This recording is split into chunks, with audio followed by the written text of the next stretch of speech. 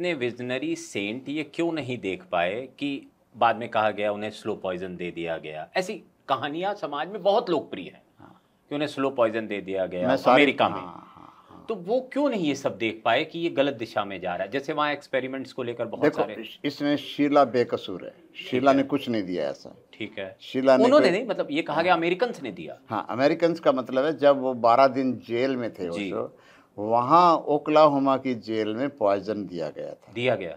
हाँ, वो वैसे उस थेलियम नाम की जो एक पॉइजन होती है, डॉक्टरों ने ब्लड को जब जांच की तो कहा कि, और जब ओशो को बिना वारंट के किसी जेल में रखा गया और ऐसा कह कर के आपका नाम रजनीश नहीं लिखेंगे इसके ऊपर, इसमें डेविड वाशिंगटन हम आपका नाम रखते हैं ताकि कोई आपकी मृत्यु भी हो जाए तो वो ये ना समझे कि रजनीश की मृत्यु हुई।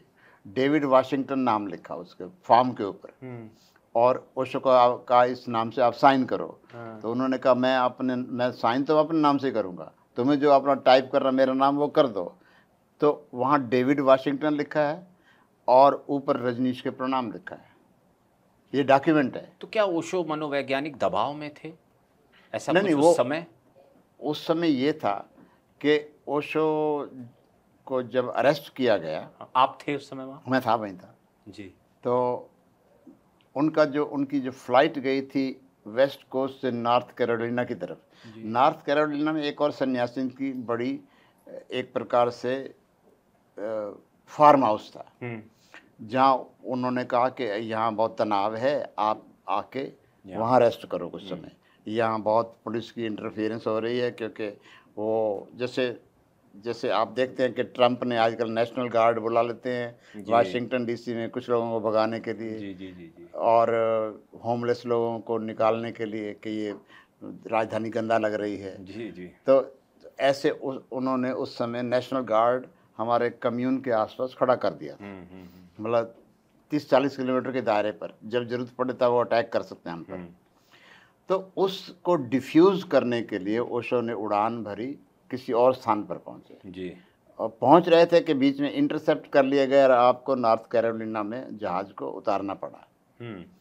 और वहाँ उनको अरेस्ट कर लिया कि जब आप देश छोड़ के भाग रहे थे। उन्होंने कहा भाग कहाँ रहा था मैं तो भागना ही होता तो कनाडा 2 घंटे में पहुँच सकते थे, 6 घंटे की यात्रा क्यों करनी पड़ती। नहीं, कोई भाग नहीं रहे थे, वो अपने एक शिष्य की रेंच पर आ रहे थे जी, फार्म हाउस पर आ रहे थे। तो और उन्होंने गन पॉइंट पर ओशो को अरेस्ट किया। और वो तो चप्पल ही पहनते के दौड़ने वाले भी नहीं है कि तुम तो प्लेन से उतर रहे हैं। तो हमें तो हंसी आई कि ये क्या ऐसे आए हैं कि जैसे भाग ना जाए, हथकड़ियाँ लगाई ले गए। मतलब ये इतिहास की अकेली घटना होगी हाँ, जहाँ एक धर्मगुरु या आध्यात्मिक गुरु के साथ ऐसा कुछ हो रहा था। और अब तो नेटफ्लिक्स पे एक डॉक्यूमेंट्री भी आई है जिसको हमने देखा, हालांकि उसमें एक पक्ष बहुत अलग तरीके से भी पेश किया गया है। तो ये जो सारी परिस्थितियाँ बनी, मैं उसके पक्ष की बात भी करता हूँ। हाँ, पक्ष ये था कि उस समय जो वहाँ के टीवी चैनल्स थे उन्होंने जो न्यूज़ छापा था, टीवी पर दिखाया था, उसकी ना वीडियोज़ रखी हुई थी। तो एक जो ये कंपनी थी जिन्होंने नेटफ्लिक्स नाम से ये बनाया, वाइल्ड कंट्री बनाया, वेस्ट नहीं, कंट्री, हाँ, जो ये बनाया, वो आए थे शोध कार्य करने किसी फुटबॉल टीम के, तो वीडियो देखने आए थे वो। हाँ। तो वहाँ के लाइब्रेरियन ने कहा कि एक ये भी वीडियो रखे हैं, आपको कभी कुछ बनाना हो इसके ऊपर तो ये भी बना सकते हैं आप। उसने सुझाव दिया उस लाइब्रेरियन ने कि इस पर आज तक बात नहीं हुई है, ये वीडियो हमारे पास 300 रखे हैं यहाँ पर। तो वो जो टीवी स्टेशंस के जो एक रिकॉर्डिंग्स होती हैं वो सब वहाँ सुरक्षित रखी हुई थी। तो वो उन्होंने उसको लिया और वाइल्ड कंट्री वालों ने तो आप लोग से परमिशन नहीं ली बनाने से पहले? नहीं, वो तो लाइब्रेरियन के पास, वो तो अलग अलग चैनल्स के न्यूज़ थे ना। अच्छा, उसमें आपसे पूछा नहीं? हाँ, क्यों पूछते वो तो उनका कॉपीराइट था। लेकिन अल्टीमेटली वो ओशो को ही, हाँ, वो हमारे लिए सरप्राइज रहा। हाँ, सरप्राइज की तरह रहा। तो वो जो है उसने, अब टीवी चैनल्स की जो रिपोर्टिंग है, जो रिपोर्ट कर रहा है, वो उसका जो ढंग है करने का वो अमेरिकन है। जो वहाँ के भाग रहे थे, ये हो रहा था, वो हो रहा था, उसको उसने जो जानकारी उस सरकार से मिली वो वाला है। तो वो सारे 300 घंटे के जो वीडियो थे उसके कारण बना। और ओशो से तो पहले दिन से ही लोग वहाँ नाराज़ थे, अमेरिका के सरकार वाले, हाँ कि ये हमारे देश में आके क्या कर रहे हैं, ये हमारे सारे युवकों को अपनी ओर खींच रहे हैं। ईसाइयत वाले नाराज़ थे कि ये इन्होंने तो हम, हाँ बिल्कुल, हाँ अब चर्च में लोग नहीं आते, इनके पास जाते हैं। तो वो कॉन्स्पिरेसी थी प्रीस्ट एंड पॉलिटिशियन की। तो उन्होंने बहुत सारे वो क्या कहते हैं चार्जेस घड़ लिए थे जो को प्रूव नहीं कर सकते थे वो, तो बिना वारंट के अरेस्ट किया। तो इसमें शीला का कोई हाथ नहीं है। शीला उनसे लड़ रही थी, तो लड़ते लड़ते आप पॉलिटिशियन की भाषा बोलने लगते हैं, जैसे आप जिससे आप डील कर रहे हैं, गुंडे बदमाश से डील कर रहे हैं, तो आपको कैसी भाषा बोलनी पड़ेगी।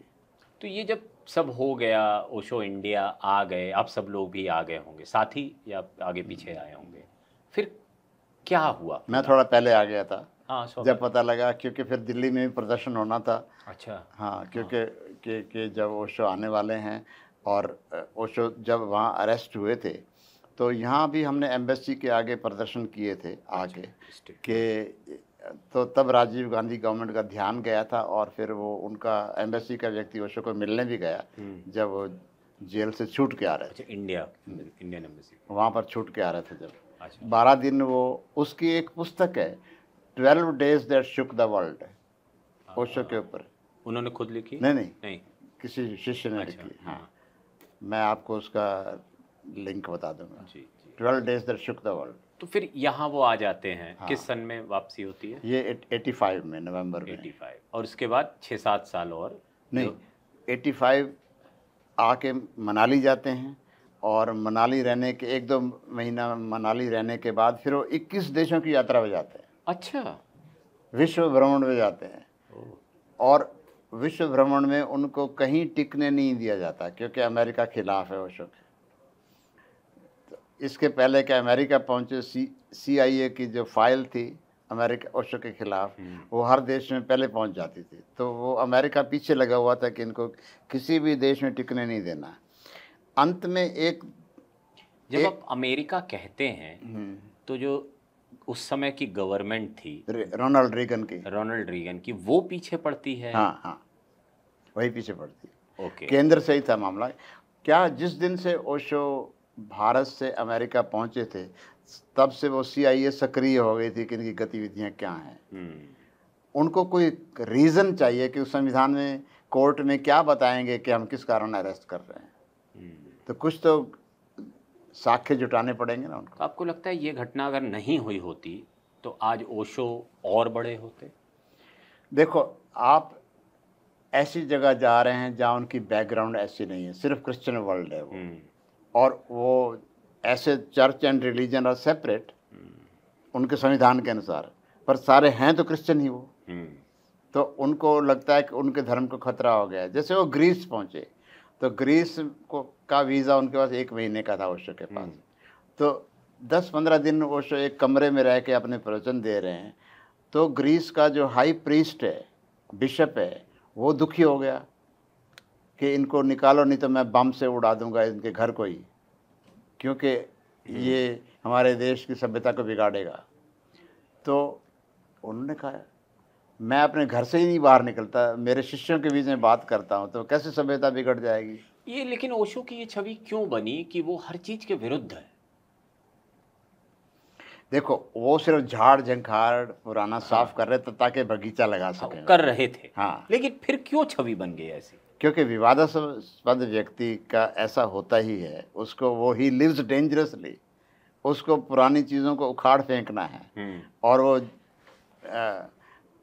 उनके एक बाद में एक किताब भी छपी है, जैसे एक तो priest and politician the mafia of the soul, पंडित पुरोहित राजनेता मानव आत्मा के शोषक। जब ऐसी बातें करेंगे, जैसे वो गांधी पर बोल रहे हैं, तो तब भी गांधीवाद एक पुनर्समीक्षा कर रहे हैं, हर चीज़ पर समीक्षा कर रहे हैं वो।